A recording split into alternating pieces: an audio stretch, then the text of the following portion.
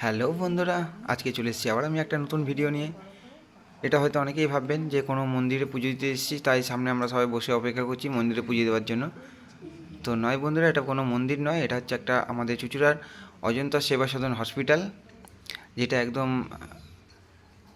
দেখতে একদম ঝাঁ চকচকে হসপিটাল, এবং ভেতরে যেমন মন্দির করা থাকে, বাইরে আমরা যেমন টিভিতে সিনেমাতে দেখতে পাই সেরকমই। তো আমার শাশুড়ি মার আজকে অপারেশন আছে, সেই অপারেশনের জন্যই আমরা ওয়েট করছি। তো ওনার 8:30টায় টাইম দেওয়া হয়েছিল ওনাকে ওটিতে ঢোকানোর, তবে এখন 8:30 অলরেডি বেজে গেছে, তো আমরা অপেক্ষা করছি। তো দেখতেই পাচ্ছেন হসপিটালটা কতটা পরিষ্কার পরিচ্ছন্ন।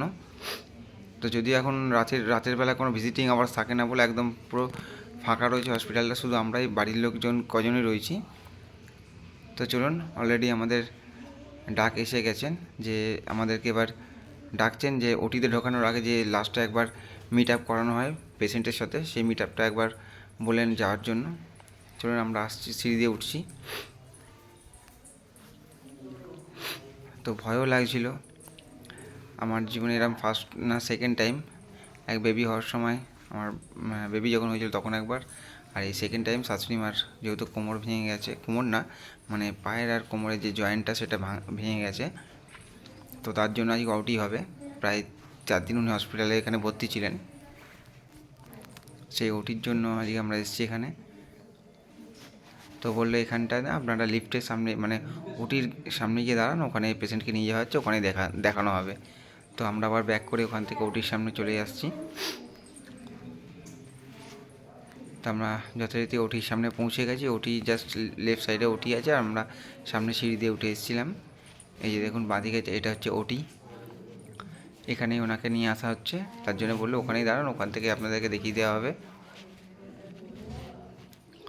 তো আমরা অনেক কষ্ট ভিডিওটা করেছি, যেহেতু সিসিটিভি ক্যামেরা ছিল, সেটা লুকিয়েও আমি চেষ্টা করেছিলাম ভিডিওটা করার, তো সেভাবেই করেছি।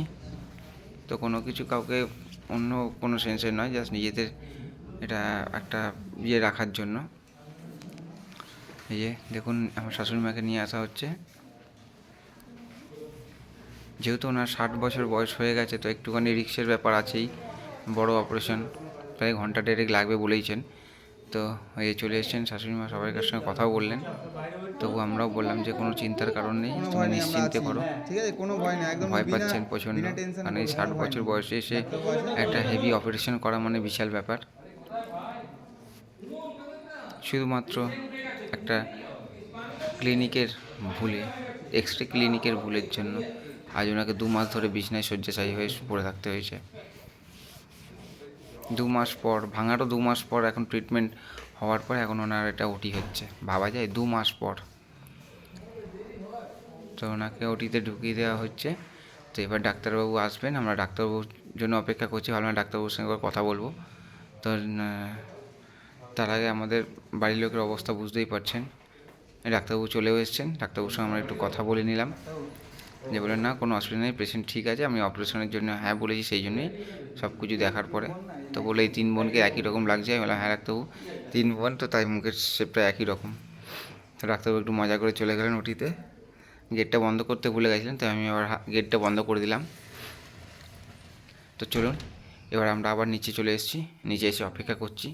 খুব টেনশানও হচ্ছে, যেহেতু শাশুড়ি মার বয়স 60 বছর হয়ে গেছে, অনেকটাই টেনশানে রয়েছি। তারপর প্রায় 2 মাসের ওপর হয়ে গেছে।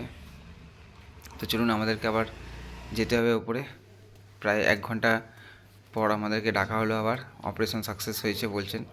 তো বললেন যে পেশেন্টকে একবার দেখে নিন এবং ডাক্তারের সঙ্গে যদি কথা বলার থাকে বলে নেওয়ার জন্য। তো আমরা আবার উঠছি, বললেন বেডে দেওয়া হয়েছে, বেডে গিয়ে দেখার জন্য।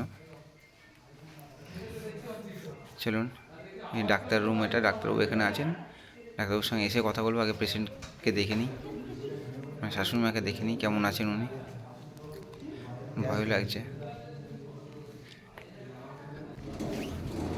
তো যখন বেডটা স্ট্রেচারটা বার করা হলো, ভেতরে ঢুকছি, রাইট সাইডে উনি আছেন, এটা নয়, এটা একজন পেশেন্ট ভর্তি আছেন। তা আমাদের শাশুড়ি মা ওই যে দেখতে পাচ্ছেন, ওই যে ওনাকে এখনও জাস্ট বেডে দেওয়া হয়েছে, এখনও রেডি। ওনার ট্রিটমেন্ট যেগুলো চলবে সেগুলো এখন রেডি হচ্ছে, অক্সিজেন, স্যালাইন, আরও কিছু যেগুলো ওনাদের ওটির পর দেওয়া হয় সেগুলো রেডি করছেন। তার ফাঁকে আমি অল্প সাইড হয়ে ভিডিওটা করেছি।